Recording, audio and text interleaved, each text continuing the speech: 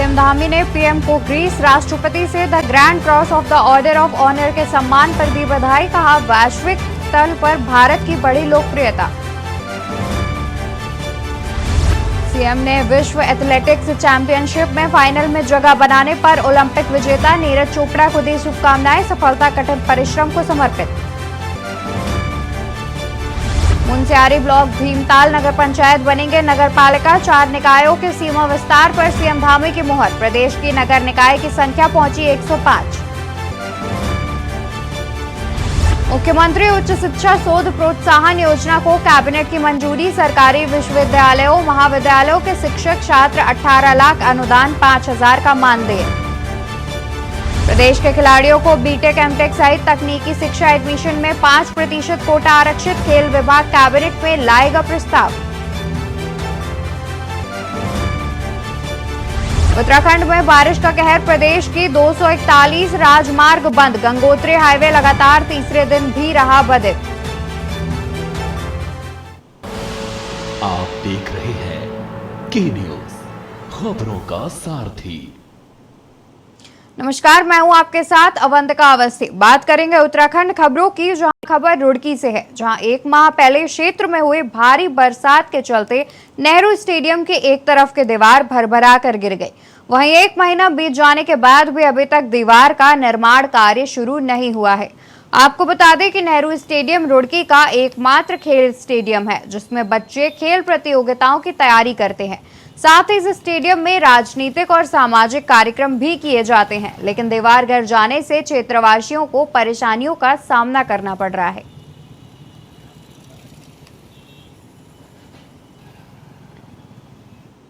का टेंडर हो चुका है और वो जल्दी ही उसका निर्माण हो जाएगा। टेंडर दीवार का हो चुका है, चूंकि वो टेढ़ी हो गई थी, दीवार का गिरने से पहले ही टेंडर हो चुका था, प्रोसेस में है, उसका जल्दी निर्माण कर।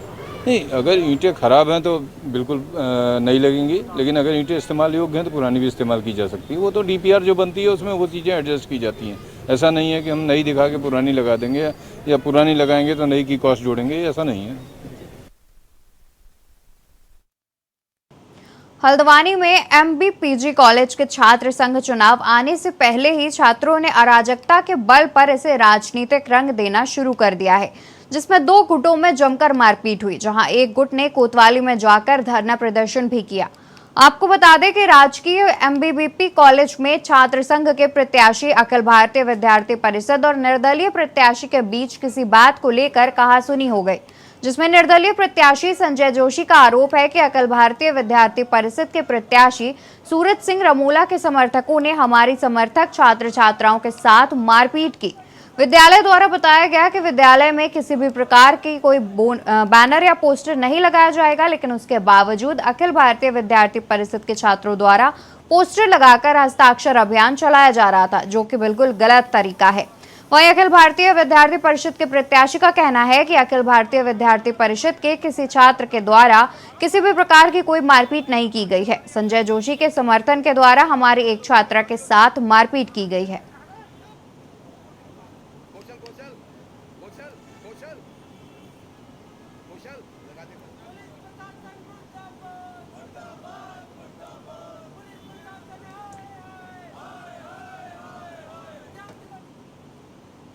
सितारगंज नगर पालिका अध्यक्ष हरीश दुबे के खिलाफ सभासदों व भाजपा नेताओं ने मोर्चा खोल दिया है।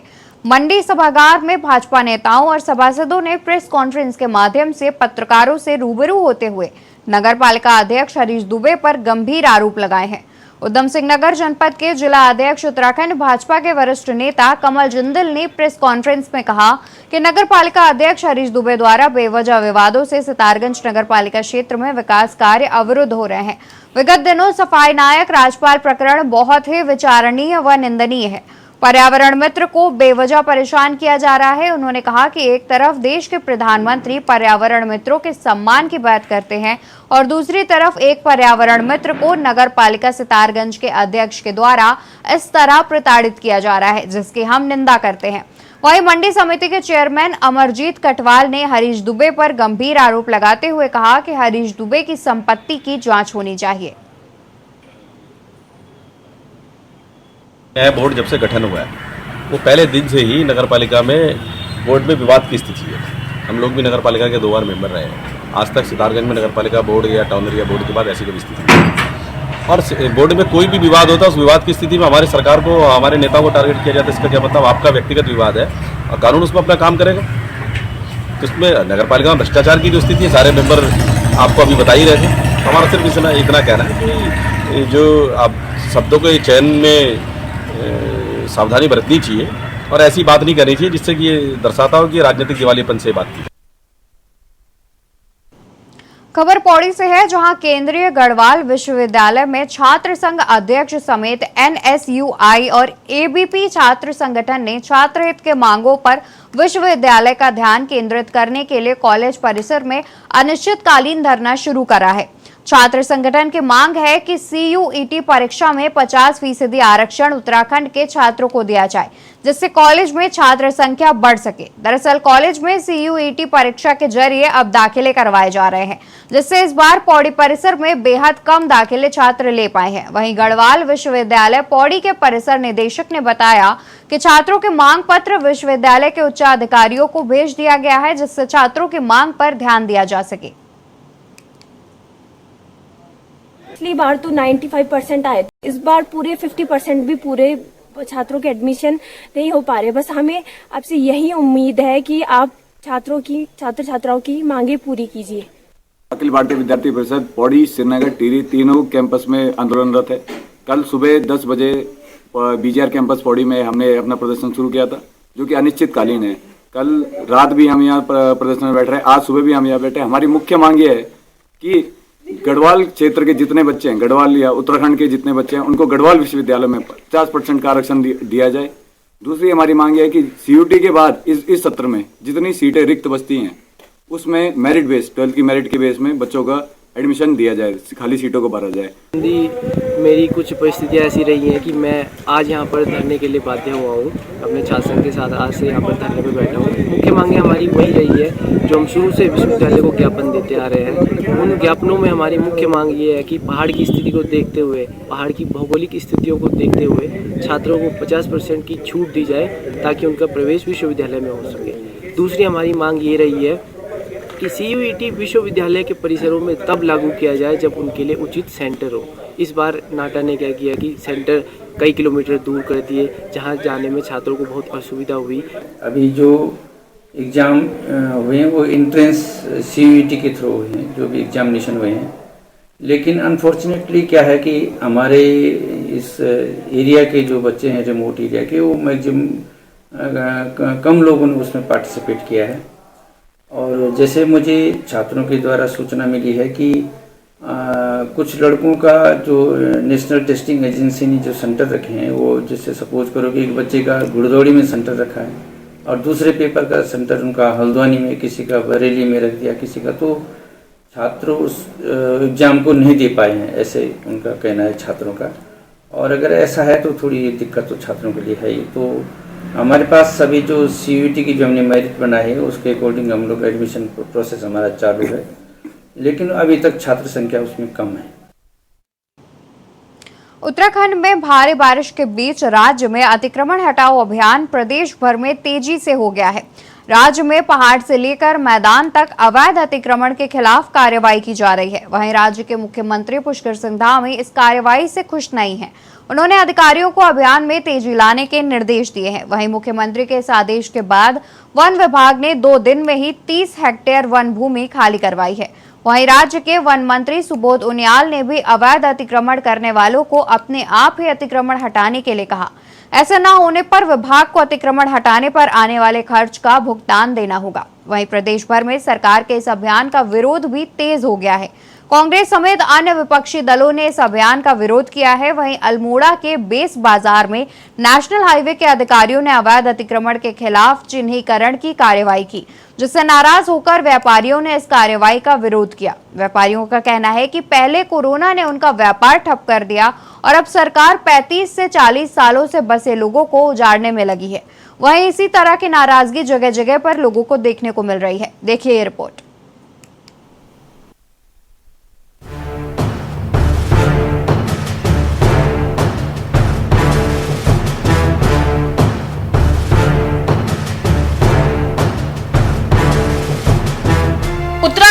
भारी बारिश के बीच राज्य में अतिक्रमण हटाओ अभियान प्रदेश भर में तेज हो गया है। राज्य में पहाड़ से लेकर मैदान तक अवैध अतिक्रमण के खिलाफ कार्रवाई की जा रही है। वहीं राज्य के मुख्यमंत्री पुष्कर सिंह धामी इस कार्रवाई से खुश नहीं है। उन्होंने अधिकारियों को अभियान में तेजी लाने के निर्देश दिए हैं। मुख्यमंत्री के इस आदेश के बाद वन विभाग ने 2 दिन में ही 23 हेक्टेयर वन भूमि खाली करवाई। वहीं राज्य के वन मंत्री सुबोध उनियाल ने भी अवैध अतिक्रमण करने वालों को अपने आप ही अतिक्रमण हटाने के लिए कहा है। ऐसा न होने पर विभाग को अतिक्रमण हटाने पर आने वाले खर्चे का भी भुगतान देना होगा। वहीं कांग्रेस ने सरकार के इस अभियान पर सवाल खड़ते हुए सरकार से पूछा है कि इन लोगों के पुनर्वास की सरकार के पास क्या व्यवस्था है। एक एक चीज की काउंटिंग भी की जाती है, लेकिन लगातार हम हटा रहे हैं। कल भी आपने हरिद्वार में देखा कि 2 बाजार और एक मंदिर को भी हटाया गया। और सड़कों पर जिस तरह से जो लोगों के व्यवसायिक प्रतिष्ठान लगे हैं उनको हटाने के लिए भी एक अभी चिन्हित कर लिया गया है, उनको निशान लगा दिए गए हैं। लोगों को वार्न किया गया कि वो खुद ही तोड़ लें, बाद में अदरवाइज नहीं तोड़ा गया तो बहुत जल्द तोड़ेगा भी और उसमें अतिक्रमण तोड़ने के लिए जो खर्चा आता है वही वसूल करेगा। प्रदेश में अतिक्रमण के नाम पर इस समय प्रशासनिक मनमानी चल रही है। अतिक्रमण हटना चाहिए, अच्छी बात है, लेकिन आप अगर उसकी पुनर्वास की व्यवस्था नहीं करेंगे, लोगों को अगर पहले से नोटिस नहीं देंगे, बिना सूचना के ही बुलडोजर लेकर के लोगों की छाती पर खड़े हो जाएंगे जो पुश्तैनी रूप से वहां पर कारोबार कर रहे हैं, ऐसे लोगों को भी जो है पर्वतीय क्षेत्रों में नहीं छोड़ा जा रहा है।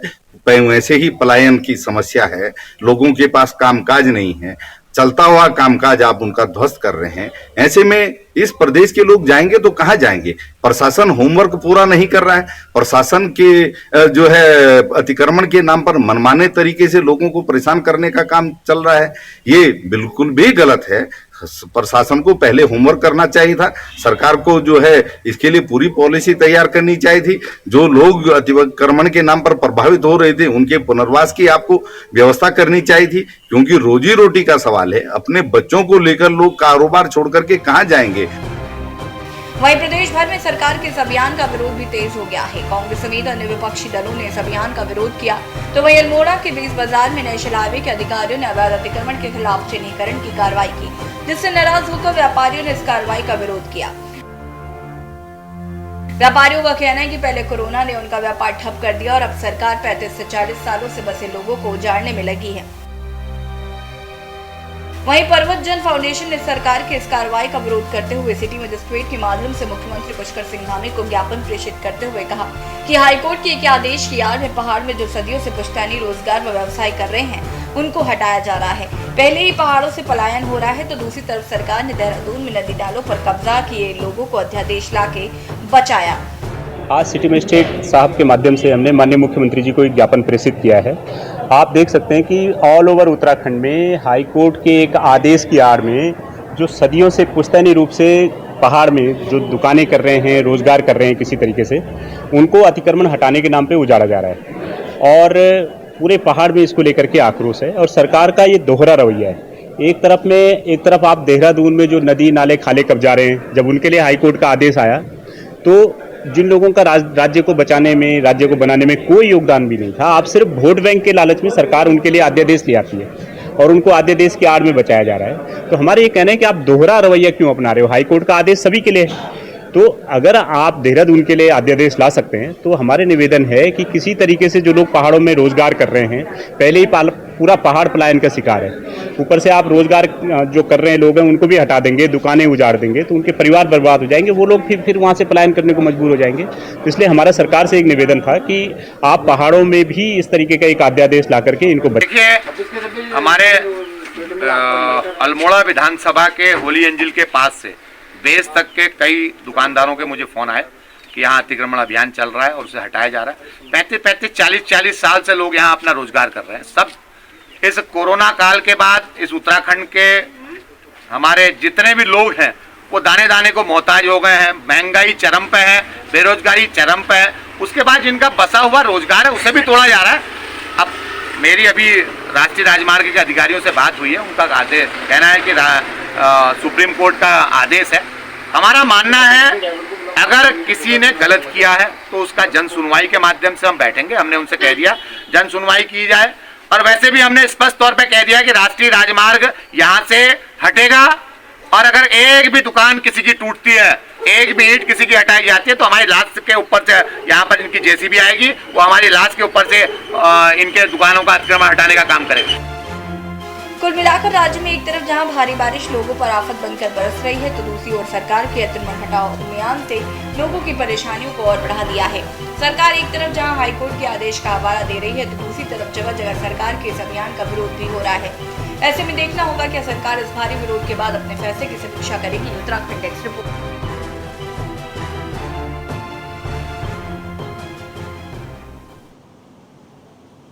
खबर डोईवाला से है, जहां देश के आजादी की लड़ाई में ब्रिटिश सरकार द्वारा फांसी के फंदे पर चढ़ाए गए शहीद दुर्गामल आज के दिन ही शहीद हुए थे। उनकी पुण्यतिथि के मौके पर कई जगह श्रद्धांजलि कार्यक्रम आयोजित कर शहीद को नमन किया गया।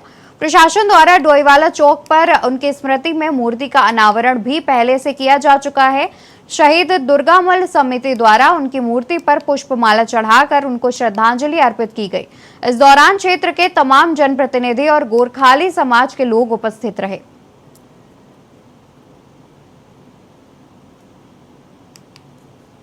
मान सम्मान शहीद दुर्गामल जी ने बढ़ाया।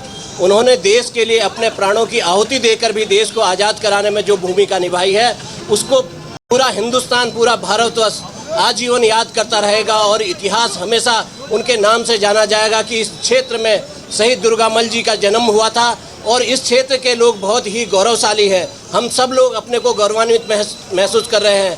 इसीलिए डोईवाला क्षेत्र में विशेषकर भव्य रूप से उनके बलिदान दिवस को मनाया जाता है। अमर शहीद मेजर दुर्गामल जी का जन्म स्थान यही डोईवाला खता है और हम लोगों को यहाँ इस भूमि में जन्म लेकर के उन लोगों ने हम लोगों को गौरवान्वित किया।